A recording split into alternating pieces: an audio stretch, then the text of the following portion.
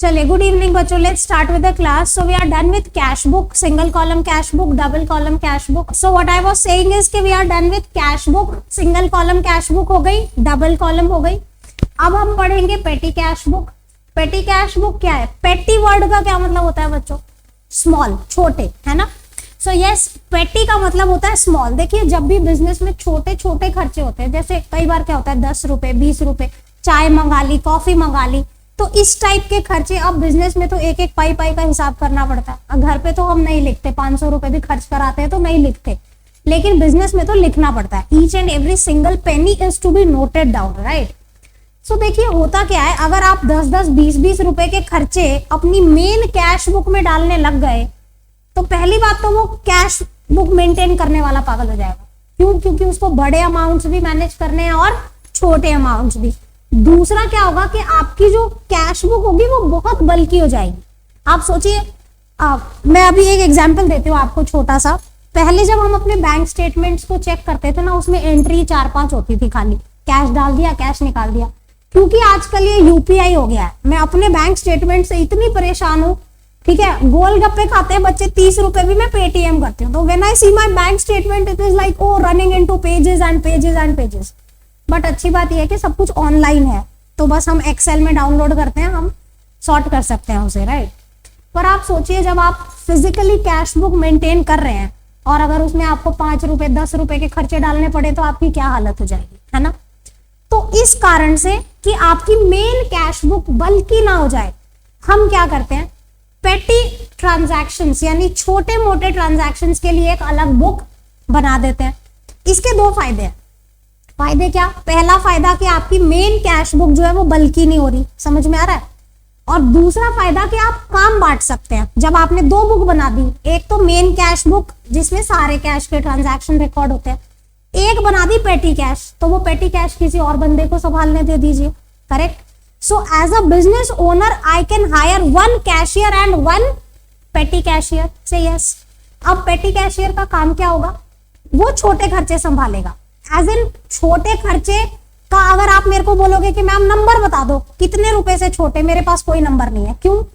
क्योंकि ये छोटा खर्चा होना या बड़ा खर्चा होना एक सब्जेक्टिव मैटर है, समझ रहे हैं आप.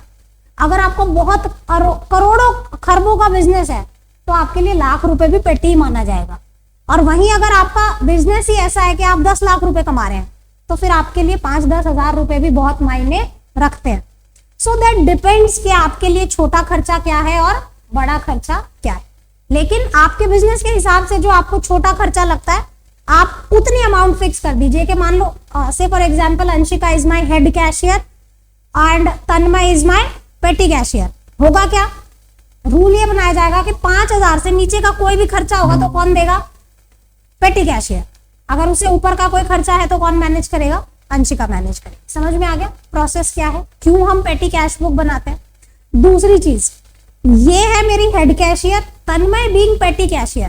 तन्मय के पास पैसे आने का सिर्फ एक ही सोर्स है, वो क्या? Head cashier. यानी जो आपका मेन कैशियर होगा बिजनेस में, ही और she is the only one to give money to Tanmay. Say yes, agree.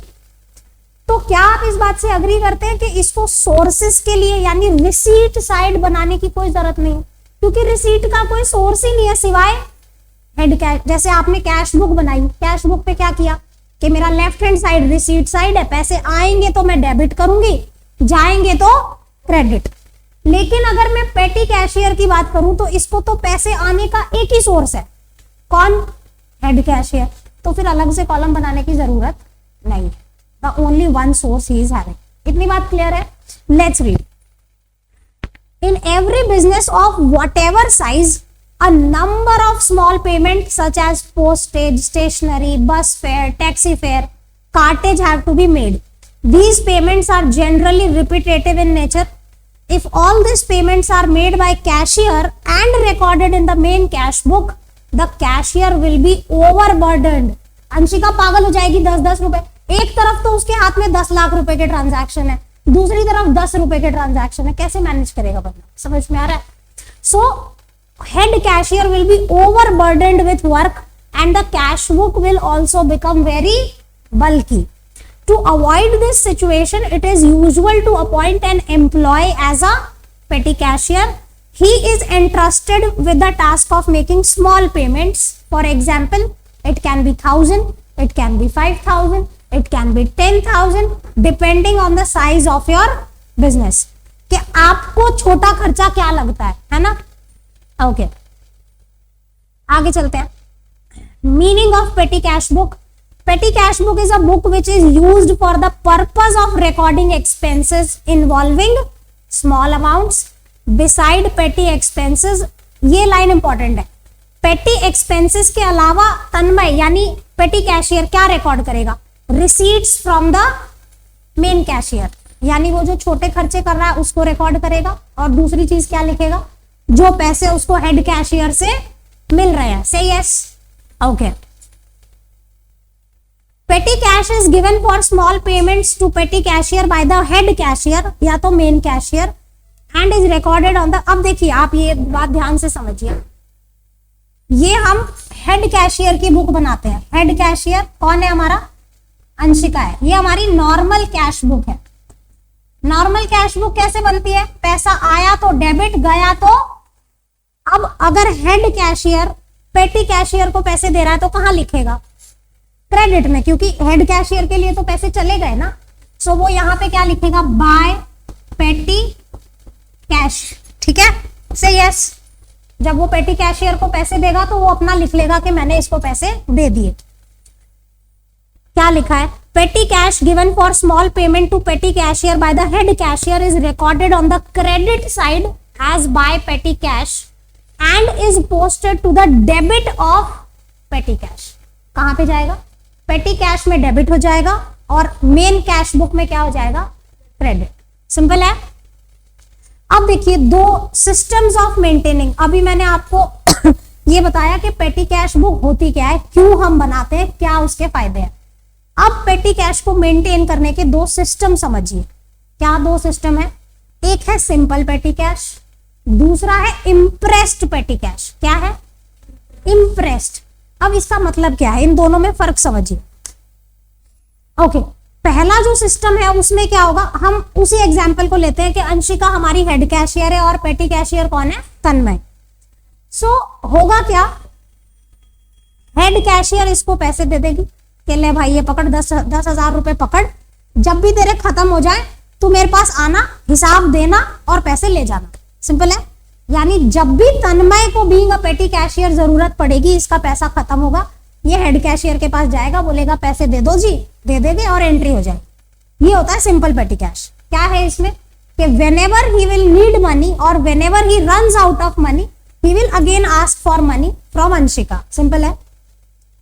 लेकिन इसमें होता क्या है ना, इसमें कंट्रोल नहीं रहता. आपने पेटी कैशियर को एक छूट दे दी कि ले बेटा तेरे पैसे खत्म हो जाए ना तो आ जाना. गलत है. समझ में आया? अब उसमें तो क्या होगा? वो मनमानी कहीं भी खर्चा कर देगा, फ्रॉड कर देगा. किसको पता है? आपको पता है? वो खुद पैसे निकाल के ले गया अपने काम से, घर के बच्चों के पता चला प्रिंटर के पेपर ले आया और लिख दिया स्टेशनरी. फिर क्या करोगे? समझ में आ रहा है? So to avoid fraud, to avoid क्या बोलेंगे, कैश का जो डिफॉल्केशन होता है उसको अवॉइड करने के लिए एक सिस्टम बनाया गया जिसे कहा गया इम्प्रेस्ड सिस्टम. सो अब ये इम्प्रेस्ड सिस्टम क्या है, इसे समझो, ताकि ये गड़बड़ ना हो कि पेटी कैशियर अपनी मर्जी से खर्चा किए जा रहा है और जब खत्म होता है फिर आ जाता है तो ला भाई पैसे दे. उस चीज को अवॉइड करने के लिए लाया गया इम्प्रेस्ड. इसमें क्या होगा? देखिए, हमें अंदाजा तो होता है कि हमारे बिजनेस में कितने छोटे मोटे खर्चे होते हैं. अगर मैं आपसे पूछूं आपके घर में कितना खर्चा है, आपको पता होगा ना कि मैम मंथली इतने एक्सपेंसेस होते हैं, ये दूध वाला ले जाता है, ये राशन का होता है, ये मेड का होता है. You know right? Not penny by penny आपको नहीं पता, अंदाजा तो पता है ना.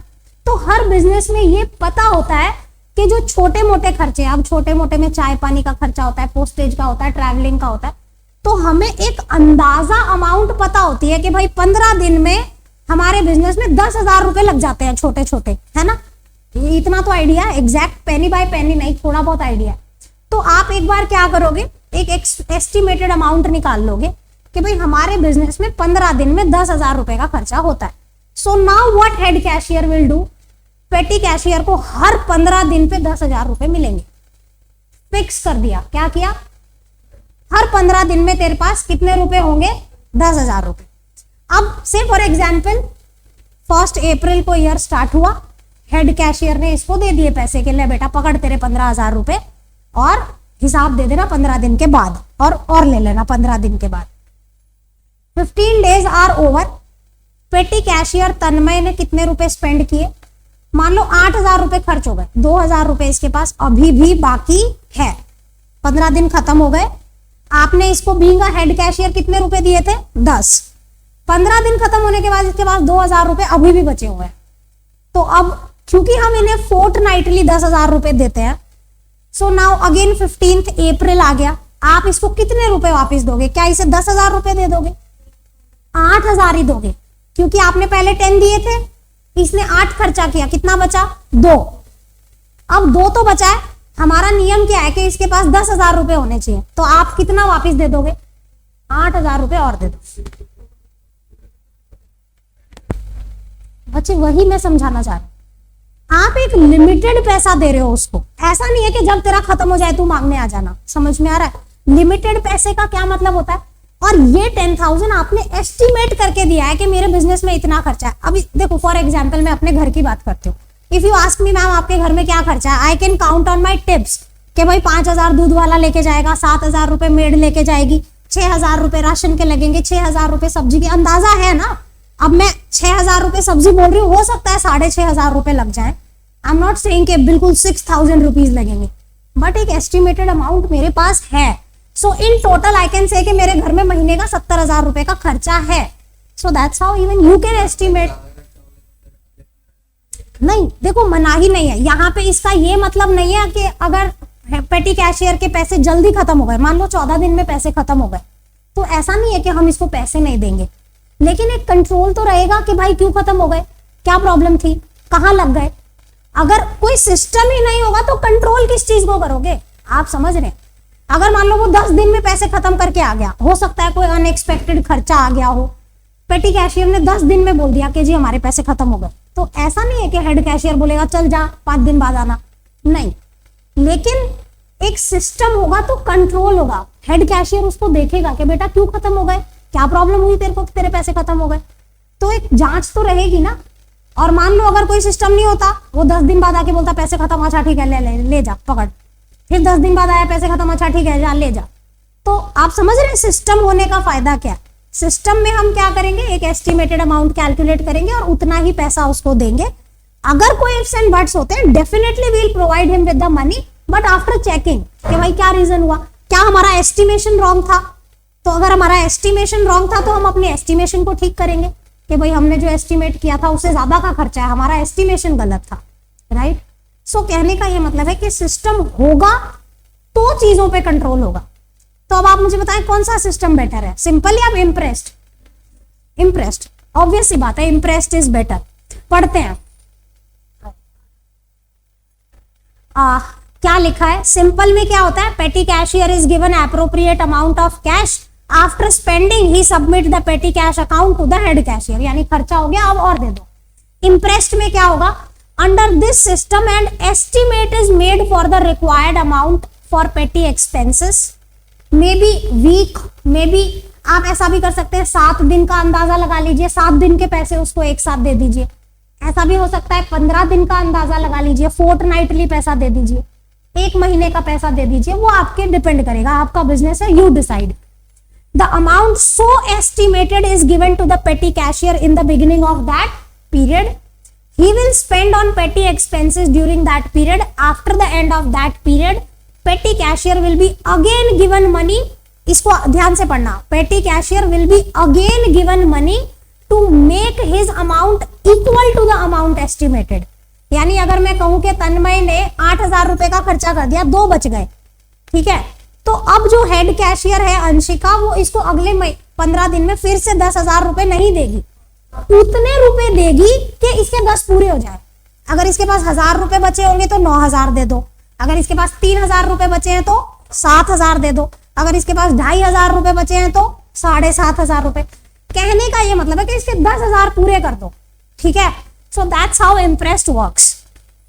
Thus a system of paying in advance and reimbursing the amount from time to time is called interest. Which one is better? Simple है, कोई दिक्कत है? अब देखो यहाँ पे मैंने आपको क्या सिखाया, पहले बताया कि पेटी कैश होता क्या है, क्यों बनाया जाता है, क्या फायदा है। उसके बाद मैंने आपको बताया कि पेटी कैश बनाने के दो सिस्टम होते हैं, या तो आप सिंपल पेटी कैश बनाओ कि जब उसका पैसा खत्म हुआ दे दिया, दूसरा एक फिक्स अमाउंट कर दो कि भाई तेरे को इतने मिलेंगे, खत्म हो जाए तो तू हिसाब दे देना, सिंपल है, जिसको हमने क्या कहा, इंटरेस्ट। अब two systems of petty cash के बाद हम पढ़ेंगे two types of petty cash book. क्या पढ़ेंगे? इसमें कंफ्यूज नहीं होना है कि मैम अभी तो आप ये कह रहे थे सिंपल और इंटरेस्ट होता है, अब आप कह रहे हो कि दूसरे टाइप की कैश। देखो दो टाइप से पेटी कैश बुक बनती है, ध्यान से सुनो। आपकी जो पेटी कैश बुक होती है, या तो वो सिंपल पेटी कैश बुक हो सकती है,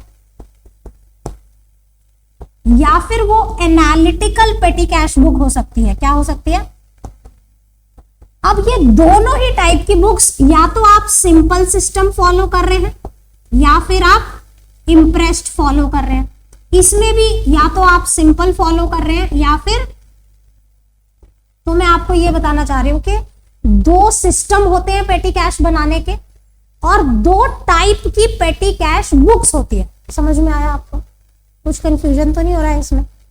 कबीर ठीक है, कौशिक साहब, बोस जी ठीक है, ओके। सो कहने का क्या मतलब है, टोटल कितना टाइप हो गया यहाँ पे। अगर आप सिंपल पेटी कैश बुक बना रहे हैं तो या तो सिंपल सिस्टम से बना लीजिए, या तो इम्प्रेस्ड से बना लीजिए। अगर आप एनालिटिकल पेटी कैश बुक बना रहे हैं तो again either go with this और गो विद दैट, सिंपल है। तो क्या अब हम types of petty cash book पे चले? कोई कंफ्यूजन तो नहीं है? ऑनलाइन बच्चों कोई दिक्कत है तो आप मेरे से चैट विंडो में कम्युनिकेट कर सकते हैं।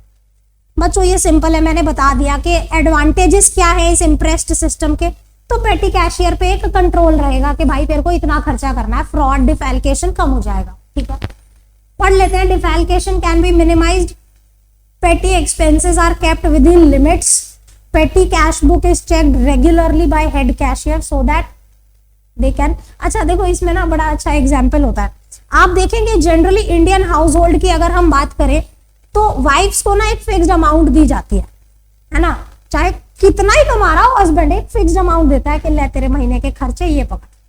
ठीक है, 70,000 का खर्चा होगा, 10,000 एक्स्ट्रा दे देगा कि ले तू अपना खर्च कर लेना जो करना हो। ठीक है, लेकिन क्या कभी कोई रेयरली कोई ऐसा होगा जो हाथ उठाएगा? किसी हस्बैंड को देखा है कि ले मेरी पूरी सैलरी आ गई, पकड़ कुछ बचे तो मेरे को दे देना, ऐसा होता है क्या? अरे बीवी छोड़ेगी ही नहीं पैसे। ठीक है, क्यों नहीं छोड़ेगी? वो कभी कुर्ती खरीद लेगी, कभी शॉपिंग कराएगी, कभी पार्लर चल जाएगी, वो पैसे खत्म हो जाएंगे, राइट। तो घरों में जनरली इम्प्रेस्ड सिस्टम ही होता है कि हर महीने की मेरे साथ तो ऐसा ही होता है, मेरे को हर महीने की 1 तारीख को 70-80 हजार रुपए मिलते हैं कि ले बेटा पकड़ और जो करना है कर। ठीक है, क्योंकि हमने एस्टिमेट लगा रखा है कि मेरे घर में 70,000 रुपए का खर्चा है, इंक्लूडिंग बच्चों की फीस, राशन, मेड, दूध, ये वो, पार्लर, ये वो सब जोड़ लिया है मैंने। सो मैं ले लेती हूँ 70, और फिर जब खत्म हो जाते हैं तो वो इंप्रेस्ड में ऐसा नहीं होता, घर में हो सकता है, आप सिर फोड़ सकते हो, पैसे दे पैसे दे पैसे दे कर सकते हो। ठीक है, और कमाल की बात यह है हस्बैंड पूछ भी नहीं सकता तूने पैसे खर्च कहाँ किए। जिस दिन पूछ लिया उस दिन तो भाई साहब वाट लग गई। ठीक है, ऐसा होता है। गर्ल्स गलत बातें नहीं सीखना, ठीक है, नहीं बट ये गलत बात है। खैर गर्ल्स आजकल फाइनेंशियली इंडिपेंडेंट है। Me being financially independent I never इनकर माई मनी। मैं अपने पैसे ना सारे बचा के रखती हूँ, मैं एक पाई खर्च नहीं करती, लिटरली खर्च नहीं करती, क्योंकि मेरे को जो खर्च करना होता है ना यहाँ के एक्सपेंसेस पे मैं जरूर करती हूँ, एज इन अगर यहाँ कोई इन्वेस्टमेंट करनी है, यहाँ का खर्चा है। अदरवाइज घर में तो मैं 1 रुपया ना लगाऊं, वो क्यों बैठा करेगा अपने आप, है ना। सो घर में गर्ल्स व्हेनेवर यू अर्न, घर में पैसे मत देना। मैम गलत बात सिखा रहे हो आप, लड़ाइयां करवाओगे हमारे फ्यूचर पतियों से। चलो anyways, jokes apart, moving back to this. नहीं नहीं यार ये गलत बात थी, जोक था ये, मियाँ बीवी मिलके घर चलाते हैं। ठीक है, okay. So types of petty cash book पढ़ते हैं बच्चों। एक होती है सिंपल पेटी कैश, दूसरी होती है एनालिटिकल। नाम से कुछ समझ में आ रहा है कौशिक साहब, बोस जी, तन्मय, कुछ समझ में आ रहा है? सोच रहा हूं। एक होती है सिंपल पेटी कैश बुक, एक होती है एनालिटिकल। एनालिसिस वर्ड का क्या मतलब होता है? What do you mean by analysis? Analyse करना। क्या एनालाइज करना? पेटी कैश बुक। ओके, सो चलिए देखते हैं। बच्चे ध्यान से देखेंगे, ये आपकी सिंपल पेटी कैश बुक का फॉर्मेट है। अब ये फॉर्मेट समझते हैं। एक बार इसको छोड़ दो, ठीक है। यहां पे मैं ये रेड लाइन बनाती हूँ। हमारी कैश बुक कैसी होती है, लेफ्ट हैंड साइड रिसीट होता है, राइट हैंड साइड पेमेंट होता है। अब मैंने यहाँ पे लाइन बना दी, इसको पेमेंट साइड मानो एक बार के लिए। सेम कैश बुक है, डेट पर्टिकुलर, यहाँ पे पेमेंट नहीं लिखना है, पर्टिकुलर लिखना है। क्यों पर्टिकुलर लिखना है उसका मैं कारण समझाऊंगी आपको। कैश बुक में हम यहाँ पे क्या लिखते थे, पेमेंट्स, अभी हमने क्या लिखा, पर्टिकुलर। अभी ये मेरा क्रेडिट साइड है जहां पे पेमेंट साइड की बात हो रही है। Date particular, LF voucher number amount, same है ना, कैश बुक जैसा है। पेमेंट्स की जगह क्या लिख दिया, ठीक है। अब डेबिट साइड पे आओ, अब इधर से देखो डेबिट साइड को, date, receipts, LF, cash book folio. यहां वाउचर नंबर क्यों नहीं लिखा, कैश बुक फोलियो क्यों लिखा, क्योंकि पैसे आने का एक ही सोर्स है, हेड कैशियर, और कोई सोर्स ही नहीं है। पैसे आने का क्या सोर्स है, हेड कैशियर। हेड कैशियर क्या मेंटेन करता है, कैश बुक। तो अब ये मेरा रिसीट साइड देख रहे हैं, date particular, LF, cash book folio, amount. बात समझ में आई आपको। तो कहना है से ये दो जो कॉलम है ये कॉमन हो गए डेबिट और क्रेडिट के लिए। क्यों ऐसा, क्योंकि डेबिट में कोई और कुछ लिखना ही नहीं है, सिर्फ इतना ही लिखना है कि पैसे आए, कहां से आए, हेड कैश। सो मेरा कहने का ये मतलब है कि अगर मैं ऐसे देखूं तो ये मेरी क्रेडिट साइड है, अगर मैं इसको ऐसे देखूं तो ये क्या हो गई, यानी मेरा डेट और पर्टिकुलर्स का कॉलम जो है वो कॉमन कर दिया है। कॉमन क्यों कर दिया, क्योंकि डेबिट में कुछ लिखना ही नहीं है, एक एंट्री लिखनी है पैसे आने की हर 15 दिन में, उसके बाद तो कुछ नहीं करना। तो देखिए सबसे पहले क्या होगा, मान लो 1 अप्रैल को अंशिका हमारी हेड कैशियर है, 1 अप्रैल को ये बुक कौन बना रहा है, तन्मय, पेटी कैशियर है ना। तो 1 अप्रैल 23 को हेड कैशियर ने पैसे दिए, यहां पे क्या आ जाएगा, 2। जैसे ही आप इसको पैसे दोगे अंशिका ये क्या लिख देगा, 2 कैश। कितने रुपए देने हैं, 15 दिन के कितने रुपए दोगे बताओ, 10,000 रुपए दोगे, ठीक है। सो 2 कैश 10,000, और यहाँ पे कैश बुक फोलियो, इधर कुछ नहीं लिखना है आपने। अब इसके पास पैसे आ गए, यानी ये डेबिट एंट्री हो गई, सिंपल। अब ये जितने खर्चे करेगा, by postage, by stationery, by staff welfare, ऐसे ये बाय बाय बाय करके जैसे कैश बुक में एंट्री करते हैं, सेम केस ये एंट्री कर देगा। सिंपल, आपको समझ में आया, फॉर्मेट समझ में आया क्यों ऐसा है। क्यों मैंने यहां पर्टिकुलर लिखा, क्योंकि ये कॉलम रिसीट एंड पेमेंट दोनों को केटर करता है। क्योंकि पेटी कैशियर के पास पैसे आने का सिर्फ एक ही सोर्स है और उसकी एक एंट्री होनी है हर 7, 8, 10 दिन में, जैसे भी आप उसको पेमेंट कर रहे हैं। सिंपल है। देखिए बाहर वालों से जब भी कोई पैसा आएगा, सामान बेच के पैसा आया, डेटर से पैसा आया, कोई एसेट सेल करके पैसा आया, उससे पेटी कैशियर का कोई लेना देना नहीं है। पेटी कैशियर सिर्फ खर्चे संभालता है। कौन से खर्चे, छोटे खर्चे, करेक्ट। तो source of cash only one, payments of cash कौन से, स्मॉल। सिंपल है। वो आप ही हैंडल करोगे। पेटी कैशियर जो है मिसलेनियस इनकम को भी हैंडल नहीं करेगा। वो किससे डील कर रहा है, छोटे खर्चों से। मान लो 5,000 का अगर आपने डिसाइड किया कि 5,000 रुपए से नीचे के जितने खर्चे हैं वो पेटी कैशियर संभालेगा, तो फिर वो he will handle that.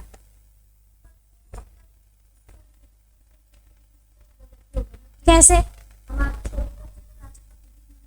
C miscellaneous incomes जो होती है that is very rare, but miscellaneous expenses तो भरमार होते हैं। अभी आप यहाँ से मार्केट पैदल जाओ, रास्ते में बच्चे 10 रुपए की चिप्स ले लेंगे, 20 रुपए की गोलगप्पे खा लेंगे, 30 रुपए की आइसक्रीम ले लेंगे। समझ में आ रहा है। तो छोटे छोटे, वैसे ही ऑफिस में होता है। आप मान लो बैठे हो, कोई क्लाइंट आया, ला रहे चाय लेके आ, चाय पिला दी। फिर कोई आया, अरे स्टाफ थक गया, 4 बज गए, चलो स्टाफ के लिए चाय आएगी। रोज का नाटक है ना। तो ये छोटे मोटे खर्चे चलते ही रहते हैं बिजनेस में, इसीलिए हम पेटी कैश बुक मेंटेन करते हैं। अग्री, कोई दिक्कत है, ग्रेट। चलिए एनालिटिकल पेटी कैश। अब देखिए ये तो है सिंपल पेटी कैश, एनालिटिकल कैसी होती है देखते हैं। एनालिटिकल को चेक करें, ये एनालिटिकल है। अभी इतना मत देखना आप, ठीक है, इतना मत देखना, यहाँ कन्वेयंस से छोड़ दो। सिर्फ इतना देखो क्या क्या है, date, particular, voucher number, amount. अब यहाँ पे देखो ये रिसीट साइड है और ये जो है ये क्या है, पेमेंट साइड। मैं पेन से बताती हूँ आपको ज्यादा समझ में आएगा। मैं यहाँ पे पहले इसको देखो, इधर सिर्फ date, voucher number, particular, total, leave this is analysis, leave this, just see this, date, particular, voucher number और टोटल। एलएफ का कॉलम नहीं है खाली, है ना, date, voucher number, particular and total. समझ में आया? उसको भी नहीं देख रहे हम, सिर्फ ये पेमेंट साइड देख रहे हैं। से यस, कोई दिक्कत? अब रिसीट साइड देखो, रिसीट में एक ही सोर्स है, कौन? Head cashier.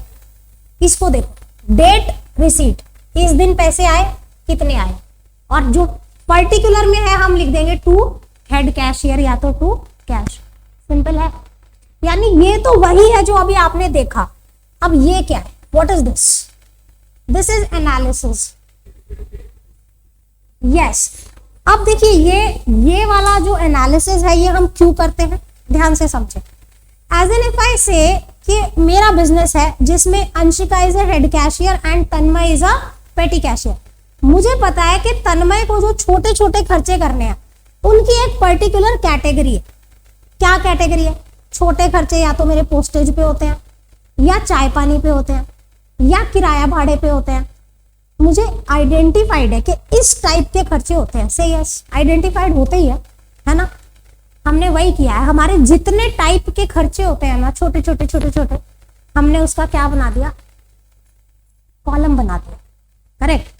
अब देखिए कैसे एंट्री होगी। तन्मय जब एंट्री करेगा, मान लो इसने कार्टेज पे किया तो ये यहां लिखेगा बाय कार्टेज 100 रुपीज।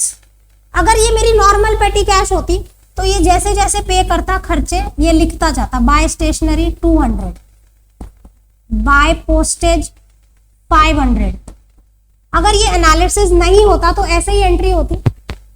अब ये देखो कितना मुश्किल हो जाता अगर इसको ये पता करना पड़ जाए कि कार्टेज पे कितना खर्चा हुआ पूरे महीने में। ये सारी कार्टेज की एंट्री ढूंढेगा, कहाँ है कहाँ है कहाँ है कहाँ है, पागल हो जाएगा ढूंढते ढूंढते। इसलिए क्या करना है, जब भी कार्टेज का ये पे करेगा टोटल में तो लिखेगा, साथ की साथ यहां भी लिख देगा। जब भी ये स्टेशनरी पे करेगा यहां तो लिखेगा, साथ की साथ यहां भी लिख देगा। सो अब अगर कोई इससे पूछे बेटा कार्टेज पे कितना खर्चा हो गया, he will simply add this and is done. Amount लिखना होता है। अगर कोई इससे पूछे बेटा तूने 10 दिन में स्टेशनरी पे क्या खर्चा किया, he will simply add this.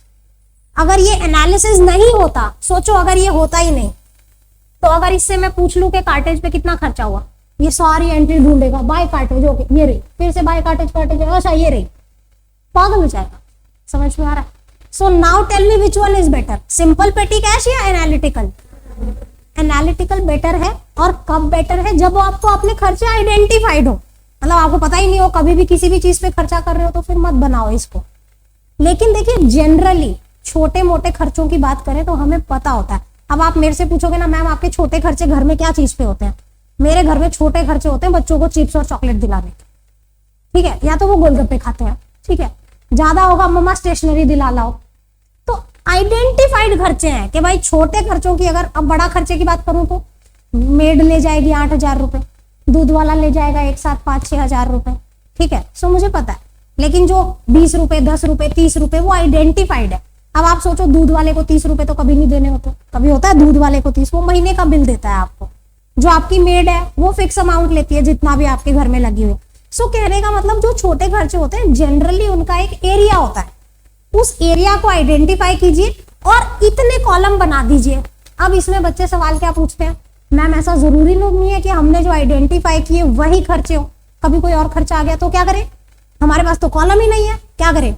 सो एक ये जो सन्ड्रीज है ये क्या है, एक ऐसा कॉलम भी रखें जो कभी इन आइडेंटिफाइड खर्चों के अलावा अगर कोई खर्चा आ जाए उसमें डाल दीजिएगा। सिंपल है। एनालिटिकल का फायदा समझ में आया। At any point of time you will be able to answer कि किस चीज पे कितना खर्चा हुआ है। समझ में आ रहा है मेरा पेटी कैशियर?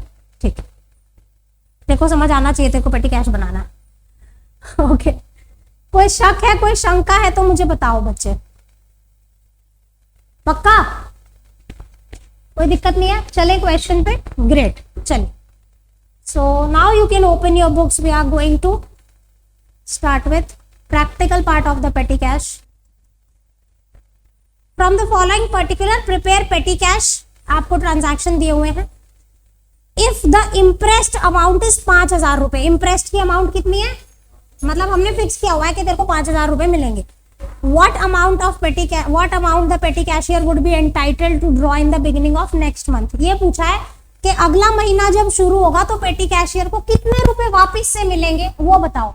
बच्चे इसका सिंपल सा आंसर है, जितना इसने खर्च किया होगा ना उतने रुपए वापस मिल जाएंगे इसको. अगर इसने 10,000 मिले थे, 7,000 खर्च कर दिए तो उतने वापस मिल जाएंगे. सो ये थ्योरी क्वेश्चन भी बन सकता है. That what amount is reimbursed at the end of specific period in imprest system. तो आप इसको क्या, the amount spent is reimbursed. Logical है, जितना उसने खर्चा किया होगा उतना आप वापस दे दो, उसके पैसे पूरे हो जाएंगे. सिंपल है ना. चलिए देखते हैं बच्चों, इसको फॉर्मेट बनाना है हमने. बताओ कैसे बनेगा फॉर्मेट. अभी हम सिंपल पेटी कैश. हाँ जी क्या कह रहे हो. इस बुक में से इलस्ट्रेशन 9 है शायद, पेज नंबर तो मुझे नहीं पता.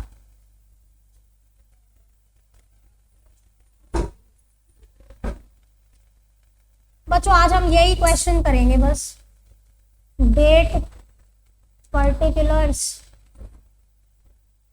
Left, voucher number. आप वाउचर नंबर भी पहले लिख सकते हैं. अमाउंट. अब इधर who is talking, cash book folio, LF, amount. जी from the following prepare petty cash. Drew for petty cash 5,000 rupees. कितने रुपए मिले बैंक से इनको, कितने बैंक से निकाले हैं पेटी कैश के लिए, 5,000. ये रिसीट कॉलम में आएगा, पैसे मिले हैं. आप ना ऐसे, हम तन्मय को पेटी कैशियर रखते हैं यहाँ पे फिर से, ठीक है. तन्मय को पैसे मिले, टू बैंक हो गया 5,000. बच्चे यहाँ लिखा है ना ड्रू फॉर पेटी कैश, तो I have assumed that it is withdrawn from app to cash bill. Paid for postage कितना है, दिख भी नहीं रहा इसमें, 300. पोस्टेज के लिए पे किया है बच्चों, तो क्या लिखेगा ये, बाय पोस्टेज. अब क्रेडिट कॉलम में लिखेगा. अब ये खर्चे कर रहा है, पैसे एक बार मिल गए, अब ये पूरा महीना खर्चा करेगा. 300 है बाबू पोस्टेज की ना. हाँ ये थोड़ा सा विजिबिलिटी इसमें इमेज में नहीं आ रही है, बट मैं बोलूंगी आपको. दूसरा है पेड पोस्टेज. तीसरा है paid telephone bill, bye telephone bill 400 रुपए. फिर इसने कार्टेज पे किया है,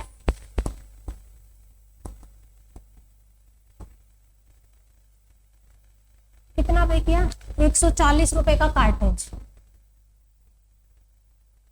फिर इसने क्या पे किया, सन्ड्रीज यानी मिसलेनियस है. वो छूट तो नहीं गया ना, 1 3 5 8 9 छूट गया. हाँ 9 छूट गया, सॉरी. 9th पे है बाय पोस्टेज 200 रुपए. वही मुझे लगा कि छूट रहा है. बाय पोस्टेज 200 रुपए. Now sundries April 12. So buy sundries, that is miscellaneous expenses which don't have any particular category. Stationery 300 रुपए.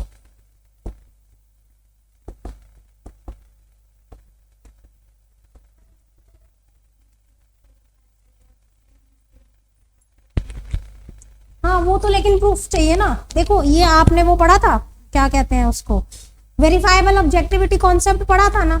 वो क्या कहता है, every transaction recorded in books of accounts must have a valid proof. अगर मान लो आप head cashier हो, आपने इसकी पेटी कैश बुक देखी, आपको ये मिसलेनियस में टेंशन लगा, आप बोलोगे ला प्रूफ लेके आ. बात खत्म. हो सकता है लेकिन वो उसमें कंट्रोल नहीं रहता ना बाबू. आप सोचो जब आपने उसको कोई लिमिट ही नहीं दी. अब देखो घर में अगर आप बच्चे पे कोई बाउंडेशन ही नहीं लगाओगे तो हाउ कैन यू से कि तूने ऐसा क्यों किया. पहले उसको रूल्स तो बताओ. कि भाई तेरे को 5,000 में काम चलाना है, पहले उसको ये सिखाओ तो सही, that is imprest, correct. Okay, so अब देखिए बच्चों, यहाँ पे इसके पास पैसे आए कितने, 5,000 से यस, और यहाँ पे एक लाइन छोड़ेंगे हम, हमें बैलेंस लिखना है। ये इसके बाद टोटल लिखने से पहले वी लीव वन लाइन, क्योंकि हमें बैलेंस चेक करना है ना कि हमारे पेटी कैशियर के पास क्या बचा मंथ एंड में। बाय बैलेंस कैरिड फॉरवर्ड भी लिख सकते हैं, कैरिड डाउन भी। बताइए पेटी कैशियर के पास कितने रुपए बचे हुए हैं, 5,000 तो आए थे, खर्चा क्या कर दिया, 300 और 400 700 और 900 1000 1300 1440 रुपए का खर्चा हो गया, है ना।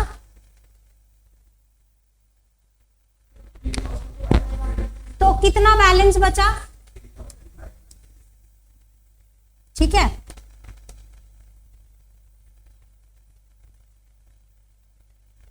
अब now this closing will become opening for May 1st to balance brought forward 3560। अब मुझे बताओ हेड कैशियर इसको कितने रुपए देगा, करेक्ट। अभी इसके पास 3560 है, इसके कितने पूरे करने हैं, इम्प्रेस्ड कितने रुपए का है, 5,000 रुपए का, 5,000। सो वील गिव 1440 रुपए बचे। 1 तारीख को हम फिर से विड्रॉ करके इसको पैसे दे देंगे, ले बाबू ये पकड़ पैसे, अब अगले महीने बात करना, करेक्ट है कि नहीं है। अब देखो, अगर मैं आपको कहूं कि इसी बुक को आप एनालिटिकल बना के दिखाओ, if I say that convert this book into analytical, तो आपने क्या करना होगा, आपने इधर कॉलम्स ऐड करने होंगे। अभी हम नहीं कर रहे, just to explain analytical, analytical हम अगली क्लास में करेंगे।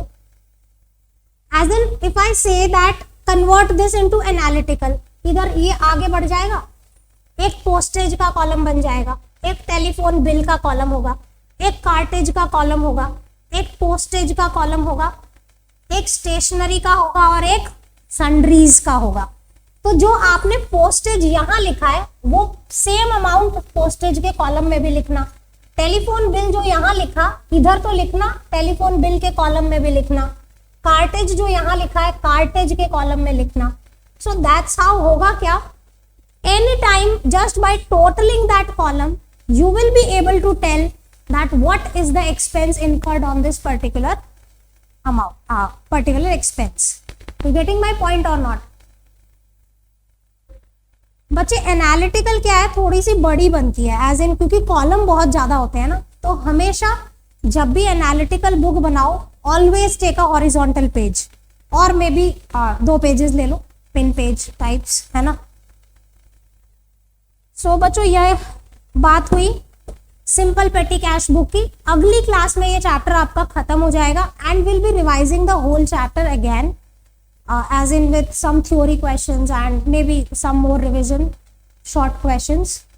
So next lecture we'll be able to finish this, then we'll start with purchase, other subsidiary books, yani purchase book, sale book, purchase return, sale return and the other stuff. Okay, so that will be all for the day. और जो नए joinees हैं वो pop up कर रहे हैं video से, पक्का समझ में आ रहा है, मेरे वीडियोस बहुत अच्छे हैं। कौन बोला, ये बोला, थैंक्स। आप कुछ नहीं बोलते, झूठा, चल। ओके, सो ऑनलाइन बच्चे जो है प्लीज आप भी अगर लेट ज्वाइन है तो वीडियो से पॉप अप करें, और चैनल है यूट्यूब चैनल, उसको सब्सक्राइब कर लें, जब भी कोई नई वीडियो डलेगी आपको मिल जाएगी, ठीक है। So thanks for joining, have a nice day, bye bye, take care.